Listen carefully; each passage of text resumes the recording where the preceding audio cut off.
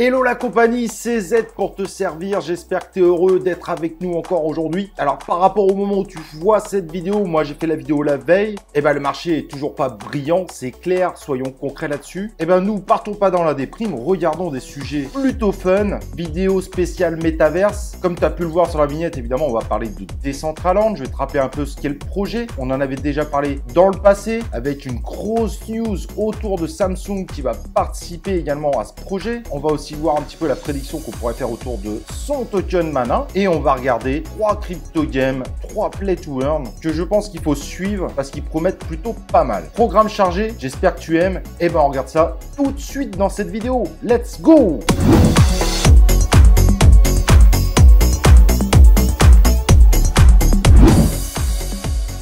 Alors n'oublie pas le rituel si t'es pas abonné sur cette chaîne YouTube, mais qu'est-ce que t'attends? Abonne-toi sur la chaîne YouTube et évidemment active les cloches de notification pour recevoir les notifications à chacune de nos vidéos et surtout pour ne louper aucun de nos lives, des lives 100% interactifs. Et donc comme je te disais, on va parler de 3 crypto games qui se veulent rentrer dans le monde du métaverse, qui sont selon moi vraiment à surveiller de près. Le premier c'est Fight of the Age, c'est un MOBA RPG game qui utilise la technologie de Microsoft Mesh pour mixer réalité virtuelle et réalité augmentée. D'ailleurs, normalement, tu es en train de regarder la vidéo derrière moi qui te montre ce que ça peut donner. Ce jeu proposera 9 races de personnages différentes et 3 mondes différents. Et pour essayer de toucher un maximum de personnes, ils veulent sortir le jeu sur Android, iPhone, WebGL, sur Windows et sur macOS. Bref, très gros programme et le tout fonctionnant sur la Binance Smart Chain. Et ça, je sais que ça va parler à certains qui aiment bien les cryptos BEP20 parce qu'ils sont évidemment moins chers à trader. Certes, on a encore du mal à visualiser le résultat que ça pourra donner, mais en tout cas, on voit bien qu'il y a un travail conséquent. Ils postent au fur et à mesure leurs avancements. Bref, ça semble être une équipe sérieuse. Au niveau de la tokenomie, ils ont décidé de miser que sur un seul jeton. Le token sera inflationniste, mais avec les différents achats qu'il y aura à faire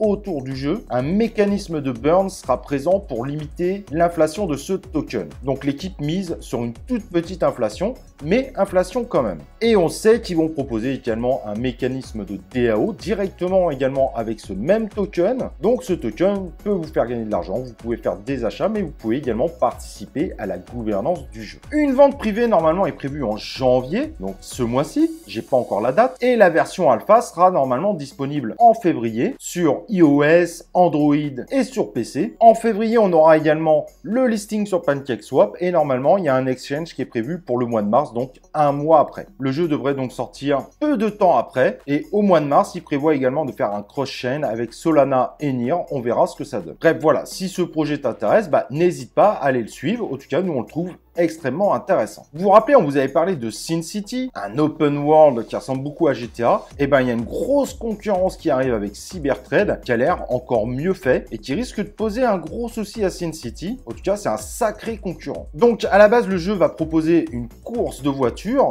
Ensuite, un deuxième jeu qui sera des combats. Et ils sont assez malins parce que, en fait, ce sont que des parties du jeu final parce que la troisième partie sera le fameux open world où on pourra justement aller faire nos parties de course de voitures, nos fights, se balader dans différents quartiers. Donc ils sont en train de préparer le jeu à sortir par pièce pour pouvoir vous le faire tester, pour pouvoir prendre du feedback et pour ensuite sortir la version finale. Cette version finale qui se voudra rentrer un peu dans un univers métaverse où vous pourriez passer énormément de temps dessus comme une seconde vie, bien évidemment. C'est le concept du métaverse. Alors je pense que si tu es fan de crypto gaming, il doit sacrément te plaire. Très bonne qualité. La crypto-monnaie Cybercash pourra être utilisée évidemment pour faire des achats, voire potentiellement même des achats de quartier carrément. Donc il y aura forcément un effet de limitation qui, si le jeu cartonne, est censé augmenter évidemment la valeur de ces achats. Vous pourrez également acheter des personnages qui ont différentes compétences au niveau combat pour jouer votre stratégie ou votre façon de faire des combats. C'est des combats a priori en tour par tour. Vous pourrez acheter également des véhicules avec différentes spécifications. Les spécifications différentes sont relativement complètes. Bref, le programme est bien complet et ce jeu, de ce qu'on en voit en tout cas, semble être très prometteur. Contrairement à certains crypto gaming, ils envisagent 2 modèles, un play to earn avec la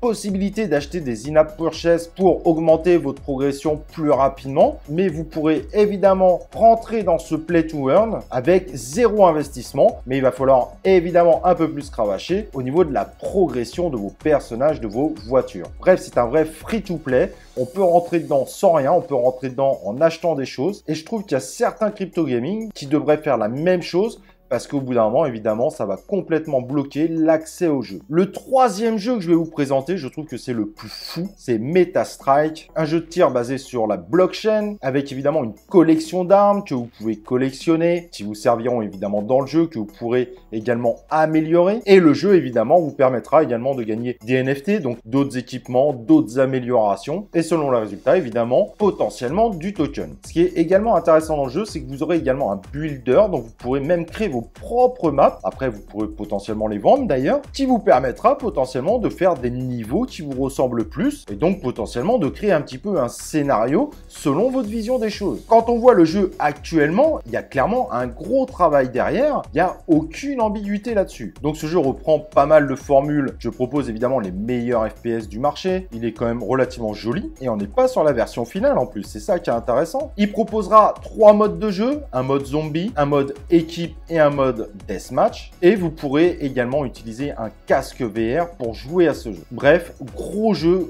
gros crypto gaming. En revanche, au niveau des tokens, c'est un peu plus complexe à comprendre. Donc il y a 2 tokens pour l'ensemble de cet écosystème. Le MTS, l'ICO est terminé, donc là on est en attente du listing. Il y aura 565 millions de tokens maximum. Il permettra donc de faire des activités dans le jeu, de participer aussi à la création de vos maps. Vous pourrez faire des paris pour ensuite tenter de gagner encore plus de tokens, bien évidemment, ou du MTT, mais ça, vous verrez, c'est le deuxième token, voire des NFT. Le token sera utilisable pendant les tournois, team contre team. En effet, le jeu prévoit également de faire des gros tournois. C'est également le token qui permettra de participer à la gouvernance du projet. Et vous pourrez acheter évidemment des parcelles. Bref, ça va être clairement le token principal du jeu. Et le deuxième token, c'est le MTT. Ce token, en revanche, n'a pas de supply maximal, donc il sera inflationniste. Il représentera principalement le token des récompenses que vous pourrez avoir tout au long du jeu. Il permettra de débloquer des nouvelles cartes, d'acheter des participations à des tournois, voire d'autres événements spéciaux, d'acheter des objets,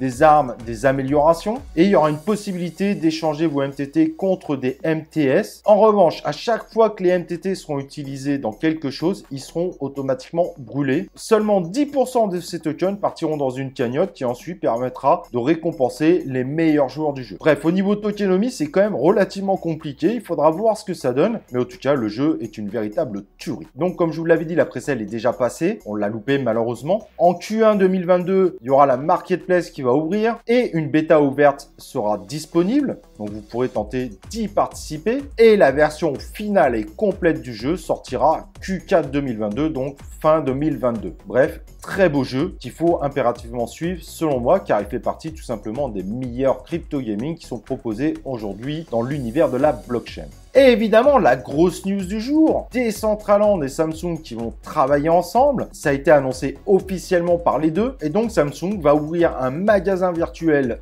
dans Decentraland qui s'appellera le 837X, qui est en fait le nom d'un magasin déjà existant, mais reproduit dans ce métaverse. Cette boutique sera en revanche éphémère. Ça veut dire qu'elle restera sur le temps, mais elle finira par fermer. Mais Samsung annonce déjà qu'il devrait y avoir d'autres événements. Et évidemment, dans cette boutique, il sera possible d'acheter différents NFT proposés par Samsung en version limitée. Cette news n'est pas anodine, ça veut dire que les grands du secteur s'intéressent réellement à Decentraland et donc qui croient évidemment au potentiel du projet. Nous d'ailleurs on y croyait, on vous en a parlé il y a quasiment un an, le token a fait plus de x3 depuis ce moment-là, mais il a encore évidemment un gros potentiel. Au moment où je fais cette vidéo, il est 33e sur le CoinMarketCap avec une capitalisation assez grande, 5 milliards, et aujourd'hui il a même dépassé Axie Infinity et continue à faire une progression malgré un marché qui s'est complètement vautré. Alors ceux qui croient énormément en ce projet et qui pensent qu'il va continuer à exploser au même titre éventuellement qu'un Sandbox peuvent prétendre à un x10. Mais bien évidemment, le parcours sera extrêmement compliqué parce que ça voudrait dire que Decentraland arrive dans le top 10 des crypto-monnaies. Et ça, il va falloir quand même sacrément cravacher pour réussir à ça. Mais qu'un Metaverse rentre dans le top 10 des crypto-monnaies dans le courant de l'année 2022,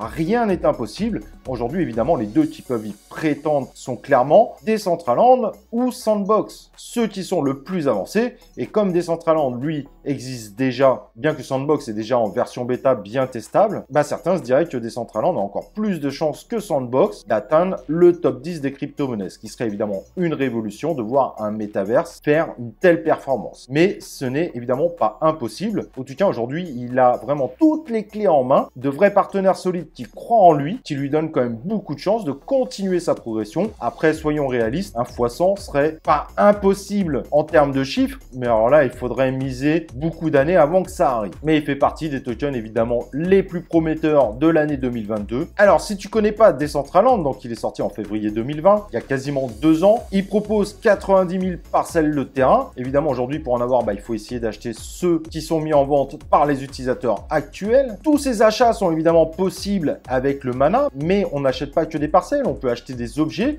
Des gens peuvent créer des objets qui peuvent vendre à d'autres qui sont plutôt acheteurs. Bref, il y a tout un système économique dans le jeu qui est très intéressant et il y a même la possibilité d'acheter des billets par exemple pour participer à des événements. Le jeu vous propose évidemment de faire évoluer vos parcelles, il y a un builder intégré tout simplement pour permettre aux utilisateurs de Decentraland en fait de transformer Decentraland selon leur vision du monde, selon leur vision de ce qu'ils veulent faire de leur parcelle Centraland. Bref, très gros projet. Je trouve qu'il y a encore peu de gens qui sont dessus, mais c'est un peu comme un Axie Infinity. On a toujours l'impression que c'est encore une petite niche d'utilisateurs, mais imaginez si les utilisateurs se multiplient par 10, par 100, par 1000 et c'est complètement faisable, je vous laisse imaginer la capacité du token dans le futur. Évidemment, on n'a pas de boule de cristal, mais les indicateurs pour la suite sont quand même plutôt positifs, il faut être honnête. Voilà, j'espère que tu as aimé cette vidéo, n'oublie pas le like bien évidemment, et nous on se retrouve pour une prochaine vidéo de C0.